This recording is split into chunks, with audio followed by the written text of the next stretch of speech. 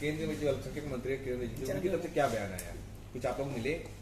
हम लोग को ये बयान दिया गया कि जो है ना जो डिफिकल्टीज की वजह से कोटा जो है ना मतलब कैंसिल कर दिया गया। हम एफर्ट्स लगाकर 10,000 का कोटा ला रहे हैं, मगर अभी एज ऑफ नाउ वो पोर्टल के ऊपर अपलोड नहीं हुआ और उस पर जो है ना अभी पोर्टल के ऊपर किसी किस्म का काम नहीं हो रहा है और इसका वीजा लगने की जो लास्ट डेट है वो 18 अप्रैल है, यानी एक दिन के बाद।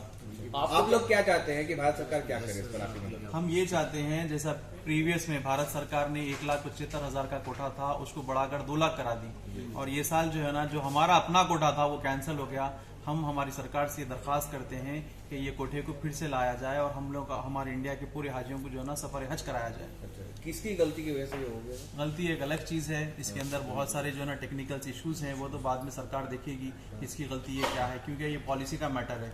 अभी फिलवक्त हमारा एक ही इशू है कि सरकार किसी भी तरीके से ये 52,000 हाजियों को जो है ना रिस्टोर कराए और इन लोगों को जो है ना सफर हज कराए। सरकार तो कह रही है कि अगले साल जो है अगर जो लोग रह जाएंगे उनको अगले साल अकोमोडेट कर लिया जाएगा। बिल्कुल अकोमोडेट कर लिया जाएगा, सरकार की तरफ से इंश्योरेंस दिया जा रहा है, मगर हमारे पास चूंकि मुस्लिम्स के अंदर जो है ना ये रहता है कि भाई एक एज हो गई, अभी नो रहते न रहते कोई गारंटी नहीं है नेक्स्ट ईयर तक, तो हाजी जो है ना बहुत परेशान है। भाई मैं एक हज का इरादा कर लिया, मेरे को हज करना है, कैसे करना है वो जो है ना हज ग्रुप का जो है ना टेंशन है। अब हज ग्रुप का टेंशन ये है कि जो है ना सरकार इसके अंदर क्या मदद करती है, क्योंकि जब तक हज ग्रुप जो है ना जितने भी ऑर्गेनाइजर हैं हज के, ये लोग जब तक सरकार की मदद के बगैर अपना कुछ भी नहीं कर सकते। इसमें जब तक सरकार इन्वॉल्वमेंट नहीं लेगी हम कुछ भी नहीं कर सकते।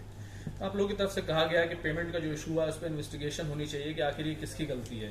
नहीं, कह नहीं रहे हम, ये सरकार का मामला है, जिस किसी की भी गलती होगी सरकार खुद इन्वेस्टिगेशन कर लेगी। हम नहीं कह रहे इन्वेस्टिगेशन की जाए, हम ये कह रहे हैं कि फिलवक्त हमारे हाजियों को सफर कराया जाए। आप लोग क्या चाहते हैं कि पैसा वापस कर दिया जाए या हाजियों को भेजा जाए? हम पैसे के बारे में बात ही नहीं कर रहे, हम ये चाह रहे हैं हमारे 52,000 हाजी सफर करें और ये साल हज करें बस।